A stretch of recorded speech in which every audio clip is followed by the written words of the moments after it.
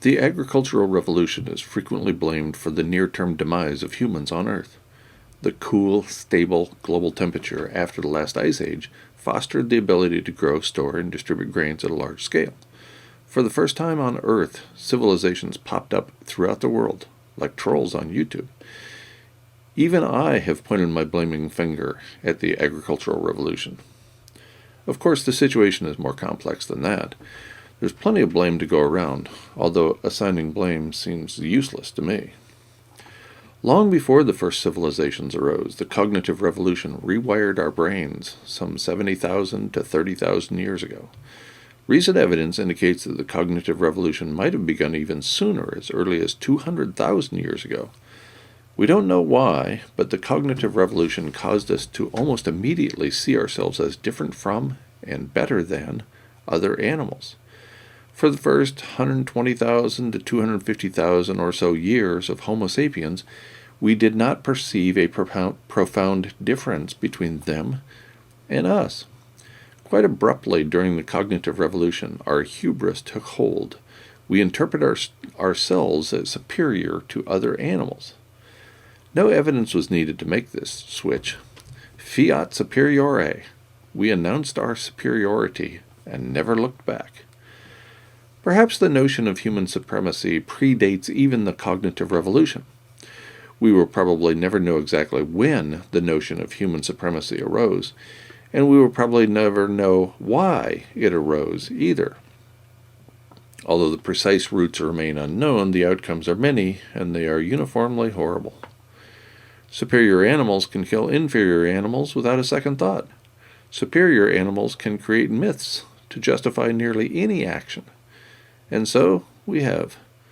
Our superiority is seriously in question, but we never question it. As I have mentioned previously in this space, our species, and only our species, can cause the loss of all life on Earth.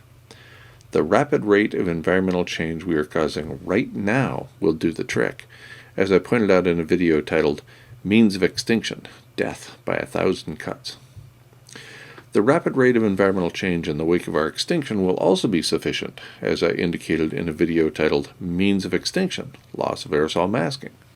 Finally, the uncontrolled meltdown of the world's nuclear facilities will cause the extinction of all life on Earth, as I explained in a video titled Means of Extinction, Nuclear Facilities Implode.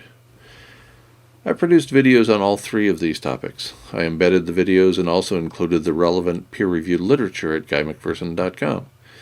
I provide the short versions of each story here, and I encourage you to go to GuyMcPherson.com to view each of these videos and the evidentiary sources. On July 30th, 2020, I quoted a major synthetic report produced by the European Strategy and Policy Analysis System.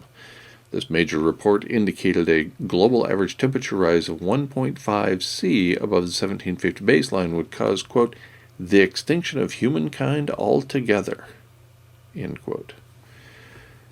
The video titled Means of Extinction, Loss of Aerosol Masking was released at GuyMcPherson.com and YouTube on June 22, 2021.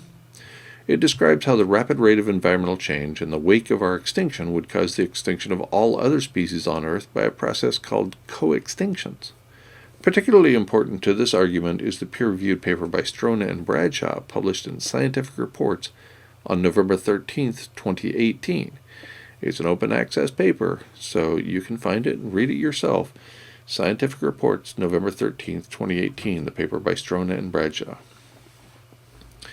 You can find the third video and supporting materials at GuyMcPherson.com by looking for a post on June 29, 2021 titled Means of Extinction, Nuclear Facilities Implode. The short version of the story is that the uncontrolled meltdown of the world's many nuclear facilities will cause the atmospheric ozone to be stripped away. This ozone protects us from sunburn and skin cancer. Once it's gone, habitat for our species and probably most other life on Earth will also disappear. Of course, I would love to be wrong about all this information. I do not want our species to go extinct, and I certainly do not want to take all life on Earth with us. In light of this perspective, which you probably share, we have a few alternative routes. First and easiest, we can lie. We can believe the lies of other people, including those in governments and media outlets. Frankly, it would be awesome if these people were telling the truth. The same goes for paid climate scientists who lie to maintain their own privilege. Second, we can hope the evidence I present, based on the peer-reviewed work of other scholars, is wrong.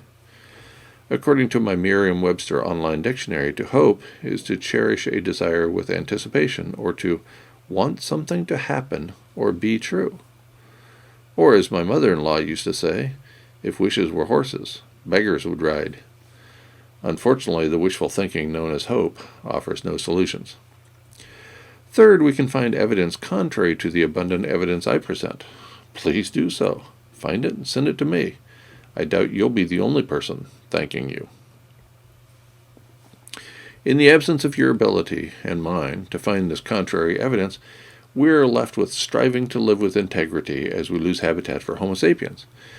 There are worse ways to live, regardless how short is our time on Earth. I can find no reason to lie to myself or others, so that leaves me the option of living with integrity and appreciating the short time we have on this most beautiful of planets. Regardless how we live, and for what we hope, I can find zero reasons to blame or shame others for the mess in which we are embroiled. Of course, we feel better when we conclude nothing is our fault. And equally obviously, runaway climate change is the fault of all of us, and simultaneously, none of us.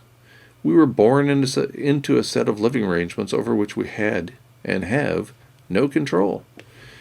Breaking out of this set of living arrangements invites scorn, defamation, and hatred. I know. I tried. I don't recommend it. Finally, we could support the implementation of the mere reflection framework, as I've mentioned in this space several times. This framework is the brainchild of multi-talented engineer Dr. Ye Tao of Harvard University's Roland Institute. I'm a huge fan. I strongly encourage you to check out the materials at merereflection.com and then offer your support. While you're at it, please inform your favorite billionaire and secure his or her support too. Indeed, in light of the overwhelming evidence pointing to our untimely demise and our collective unwillingness to implement the mere reflection framework, I can offer only my long-term slogan: no blame, no shame. At the edge of extinction, only love remains.